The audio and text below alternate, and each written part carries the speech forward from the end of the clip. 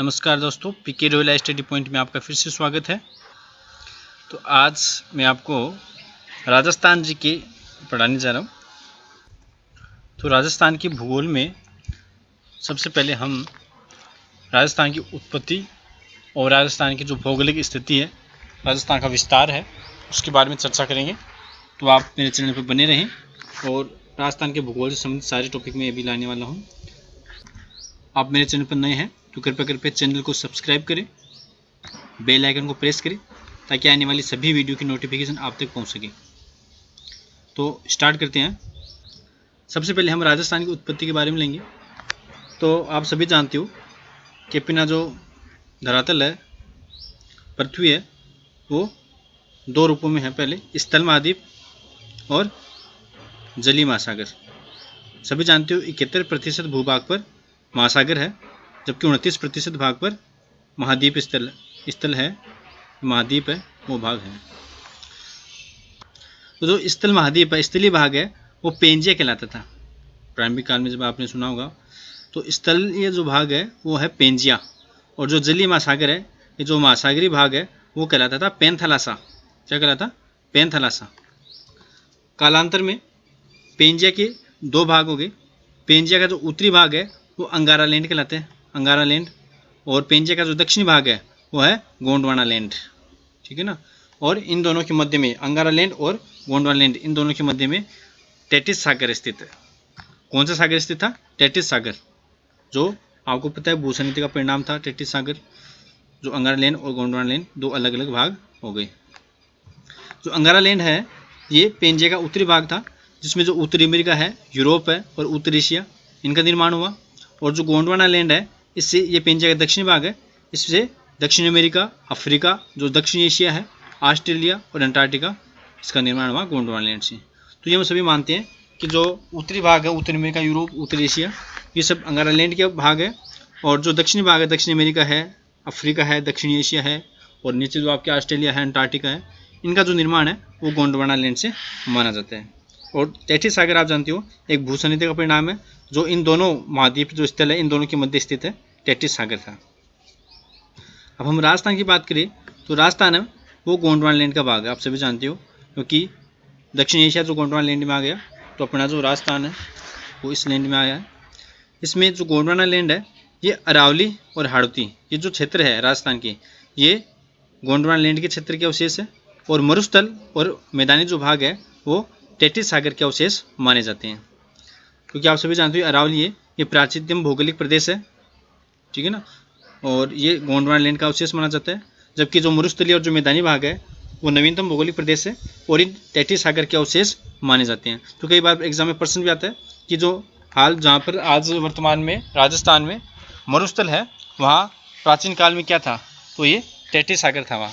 तो टेटिस सागर के अवशेष माना जाता है मरुस्थल आज का। अरावली व हाड़ौती है वो भारत के प्रायद्वीपीय पठार का हिस्सा है, जबकि मरुस्थल व मैदानी भाग है वो भारत के उत्तरी विशाल मैदान का हिस्सा है। यानी भारत का जो उत्तरी मरुस्थल जो भाग है, मैदानी भाग है, उत्तर का जो विशाल मैदान जिसको बोलते हैं, तो भारत का जो उत्तरी विशाल मैदान है उसका हिस्सा है मरुस्थलीय और मैदानी भाग राजस्थान के।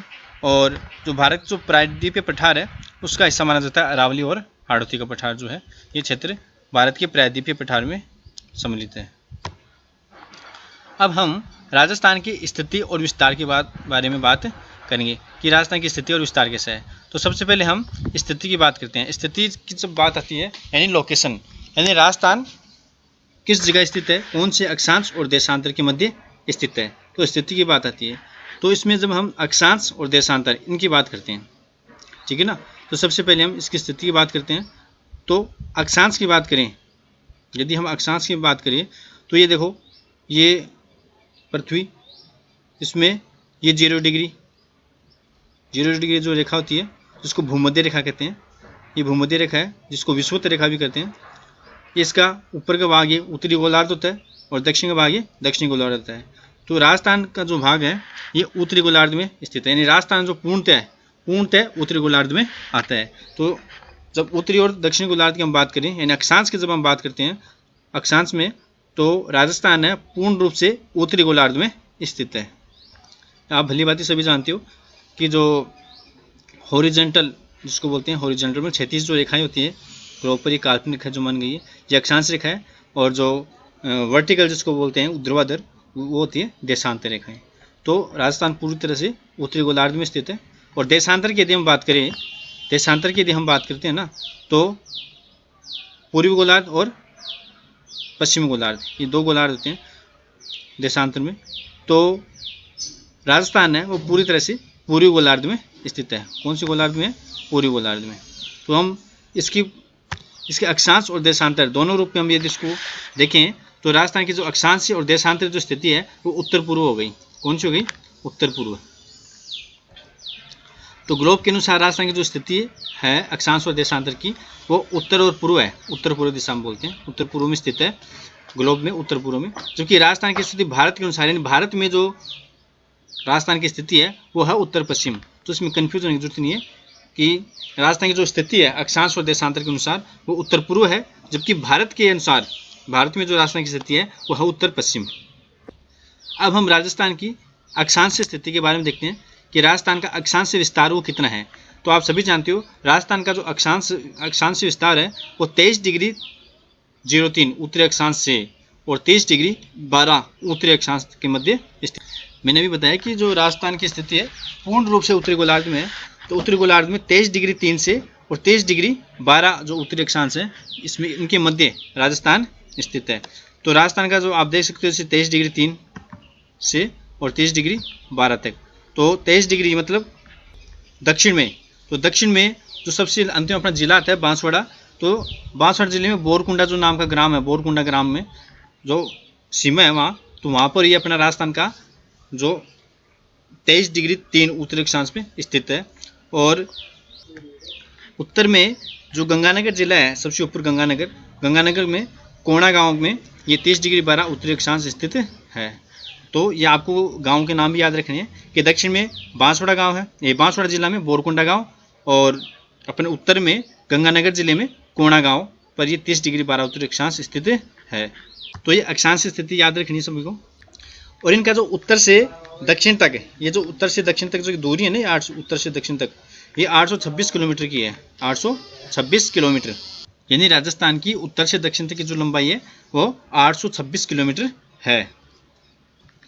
तो इस प्रकार से जो मैंने आपको बताया कि राजस्थान का जो अक्षांश विस्तार है ये 23 डिग्री 3 से 23 डिग्री 12 उत्तरी अक्षांश के मध्य में।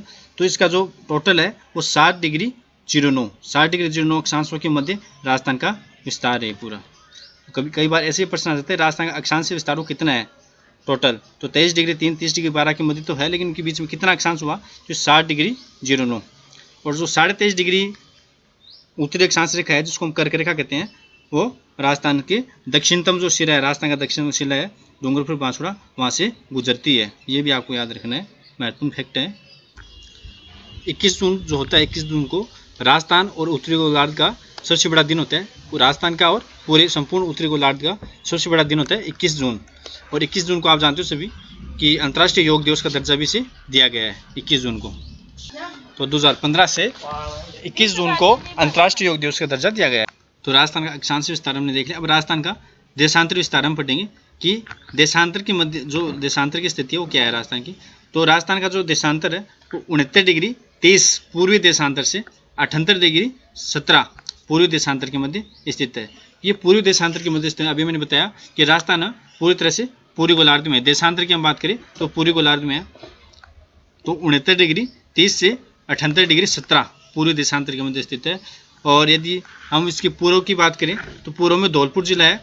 धौलपुर जिले में सिलाना गांव है, वो 78 डिग्री 17 पूर्वी देशांतर पे स्थित है। 78 डिग्री 17 पूर्वी देशांतर पे धौलपुर जिले का सिलाना गांव स्थित है। और पश्चिम की हम बात करें तो पश्चिम में जैसलमेर जिले में जो कटरा गांव है वो 69 डिग्री 30 पूर्वी देशांतर 69 डिग्री 30 पूर्वी देशांतर में कटरा गांव स्थित है। तो देशांतरीय जो छोर है उन छोरों को दोनों देशांतर छोरों की आप याद रखना कि 69 डिग्री 30 डिग्री पर कटरा गांव जैसलमेर जिले का और 78 डिग्री 17 पर सिलाना गांव धौलपुर जिले का स्थित है। और यदि हम पूरी दूरी की बात करें, पूर्व से पश्चिम की जो दूरी है, पूर्व से पश्चिम की जो चौड़ाई जिसको हम बोल सकते हैं राजस्थान की 869 किलोमीटर है। 869 किलोमीटर। तो पूर्व से पश्चिम की जो चौड़ाई है वो 869 किलोमीटर है।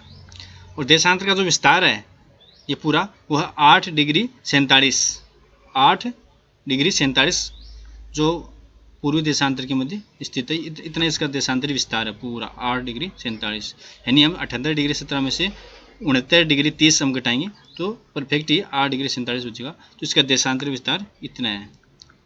अब हम मिड विलेज की बात करते हैं। तो नागौर जिले में जो लापोलाई गांव है, लापोलाई स्थान है, वो मिड जिला माना जाता है, यानी मिड विलेज, मध्य गांव माना जाता है लापोलाई। लेकिन सैटेलाइट सर्वे के अनुसार राजस्थान का जो मध्य गांव है वो गगराना को माना जाता है। ये भी आप फैक्ट याद रखना कि सैटेलाइट सर्वे के अनुसार इसको गगराना को माना जाता है। जो देशांतर रेखाएं हैं इनको समय रेखा भी कहा जाता है, इनको तिथि रेखा भी कहा जाता है, समय एवं तिथि रेखा भी कहा जाता है, क्योंकि देशांतरों से हम समय का पता लगाते हैं। तो 1 डिग्री देशांतर में 4 मिनट का अंतर होता है। तो प्रति 1 डिग्री देशांतर पर 4 मिनट का अंतर आता है और 1 सेल्सियस देशांतर पर 4 सेकंड का अंतर आता है। ठीक है ना, ये आप याद रखना। तो इस प्रकार से राजस्थान के जो पूर्व में स्थित है धौलपुर जिला और पश्चिम में जो स्थित है जैसलमेर जिला, तो इन दोनों के मध्य समय का जो अंतराल है वो 35 मिनट 8 सेकंड का आता है। यानी पूर्व से पश्चिम के मध्य राजस्थान के दोनों छोरों पर धौलपुर और जैसलमेर जिले के मध्य जो समय अंतराल है, समय का जो अंतर है वो 35 मिनट 8 सेकंड का हो गया। क्योंकि आप सभी जानते हो कि धौलपुर है वो 78 डिग्री 17 जो देशांतर है उसके मध्य स्थित है पूर्वी देशांतर में, जबकि पश्चिम में जो जैसलमेर जिला है वो 69 डिग्री 30 पूर्वी देशांतर के मध्य स्थित है। तो इन दोनों के मध्य ये अंतर हो गया 35 मिनट 8 सेकंड का, क्योंकि प्रति देशांतर 4 मिनट का अंतर होता है। अब हम राजस्थान के विस्तार की बात करते हैं, रेंज की विस्तार, राजस्थान का विस्तार किया है। तो उसके अंदर हम सबसे पहले राजस्थान का क्षेत्रफल लेते हैं। क्षेत्रफल, तो राजस्थान का जो क्षेत्रफल है वो 3,42,239 वर्ग किलोमीटर है दोस्तों, 3,42,239 वर्ग किलोमीटर है। और यदि हम वर्ग मील में बताएं तो 1,32,139 वर्ग मील। कई बार क्या होता है प्रश्न ऑप्शन में इस प्रकार से दे देते हैं दोनों ऑप्शन, तो हमें पहले ध्यान से देखना होता है कि वर्ग किलोमीटर में पूछा है या वर्ग मील में, उस हिसाब से हम अपना आंसर दें, जल्दबाजी ना करें ना। तो याद रखें 3,42,239 वर्ग किलोमीटर। अधिकतर बच्चे क्या है ये याद रखते हैं, ये नंबर 3,42,239 वर्ग किलोमीटर। कई बार क्या है वर्ग मील में पूछ लेते हैं तो वो टिक इस पर लगा देते हैं बच्चे जल्दीबाजी में। तो प्रश्न को ध्यान से देखें कि वर्ग किलोमीटर में पूछा गया या वर्ग मील में। तो वर्ग मील में यदि हम बात करें तो 1,32,139 वर्ग मील ये राजस्थान का संपूर्ण क्षेत्रफल है। देश के कुल क्षेत्रफल में राजस्थान का जो योगदान है 10.41%, यानी देश के कुल क्षेत्रफल का 10.41% राजस्थान का है। तो राजस्थान का जो पूरे भारत में योगदान है वो 10.41%। ये भी फैक्टर आप याद रखना, 10.41%। अब क्षेत्रफल की दृष्टि से राजस्थान का जो स्थान है वो पहला है, क्योंकि राजस्थान प्रथम जिला है पूरे देश में क्षेत्रफल की दृष्टि से। हाँ, राज्य ये राजस्थान सबसे बड़ा राजस्थान राज्य है पूरे भारत में। अब हम राजस्थान में क्षेत्रफल के अनुसार सबसे बड़े जिले और सबसे छोटे जिले देखते हैं। तो राजस्थान के सबसे बड़े जिले हैं JBBJ, मतलब जैसलमेर, बीकानेर, बाड़मेर और जोधपुर। जैसलमेर, बीकानेर, बाड़मेर, जोधपुर, इस प्रकार से आप याद रख सकते हो JBBJ, यानी जैसलमेर, बीकानेर, बाड़मेर और जोधपुर। ये राजस्थान के सबसे बड़े जिले हैं। और सबसे बड़ा जिला जैसे जैसलमेर है सबसे ऊपर, तो पहले नंबर पर जैसलमेर जिला है सबसे बड़ा। इसका जो क्षेत्रफल है 38,401 किलोमीटर है, 38,401 किलोमीटर, 401 वर्ग किलोमीटर, 38,401 वर्ग किलोमीटर है। और सबसे छोटे जिला है वो है धौलपुर, सबसे छोटा जिला है धौलपुर, जिसका जो क्षेत्रफल है 3,034 वर्ग किलोमीटर, 3,034 वर्ग किलोमीटर है। और धौलपुर के बाद उससे छोटा दौसा, उसे और फिर डूंगरपुर और फिर प्रतापगढ़। तो DDDP, धौलपुर, दौसा, डूंगरपुर और प्रतापगढ़। सबसे छोटा है धौलपुर, ये आप याद रखना। तो सबसे छोटा जिला हो गया धौलपुर और सबसे बड़ा जिला हो गया जैसलमेर। तो इनका आप क्षेत्रफल भी याद रख लेना। सबसे छोटा जो धौलपुर है उसका 3,034 वर्ग किलोमीटर और सबसे बड़ा जो जिला है जैसलमेर उसका 38,401 वर्ग किलोमीटर। अब जो जैसलमेर जिला है वो राजस्थान के कुल क्षेत्रफल का 11.22% है, यानी जैसलमेर जिला सबसे बड़ा जिला है राजस्थान का। तो इसका कुल क्षेत्रफल है राजस्थान के कुल क्षेत्रफल का 11.22% है ये राजस्थान के कुल क्षेत्रफल का। और 10% से अधिक क्षेत्रफल वाला एकमात्र जिला जैसलमेर है, यानी राजस्थान का ऐसा जिला जिसका क्षेत्रफल 10% से अधिक है, तो ऐसा एकमात्र जिला कौन सा है, जैसलमेर है। और जो सबसे छोटा जिला धौलपुर, तो धौलपुर जिला है और राजस्थान के कुल क्षेत्रफल का केवल 0.89% है, 1% से भी कम है, 0.89%। सबसे छोटा जिला धौलपुर 1% से भी कम 0.89% है।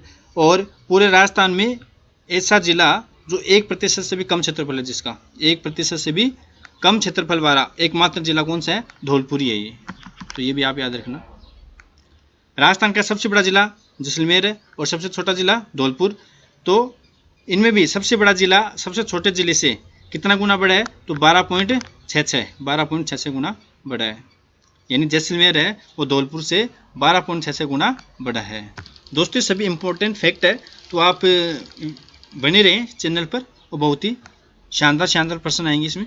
राजस्थान है वो विश्व के कुल क्षेत्रफल का 0.25% है, ये भी बात ध्यान में रखना। तो अपना जो राजस्थान है वो विश्व के कुल क्षेत्रफल का 0.25% है, और इसमें जो भारत का है वो 2.42% है। भारत का 2.42% है। एंड जो भारत है वो विश्व का 2.42% है, जबकि राजस्थान है वो पूरे विश्व का 0.25% है। अब प्रमुख देश की हम बात करते हैं कि राजस्थान के कौन कितना बराबर है, कितना। तो जर्मनी जापान है वो लगभग राजस्थान के बराबर है। जर्मनी और जापान है वो राजस्थान के लगभग बराबर है। और ब्रिटेन है वो ब्रिटेन से 2 गुना बड़ा है राजस्थान, श्रीलंका से 5 गुना बड़ा है, और इजराइल से लगभग 17 गुना बड़ा है अपना राजस्थान। तो इस प्रकार से आप सभी देख सकते हो कि राजस्थान है वो क्षेत्रफल में बहुत ही बड़ा है। तो इस भाग में इतना ही। हम अगले भाग में देखेंगे राजस्थान की आकृति और उसकी सीमाओं के बारे में। अंतर्राष्ट्रीय सीमा है, अंतर्राज्यीय सीमा है, इन सब के बारे में अगले पार्ट में देखेंगे। धन्यवाद।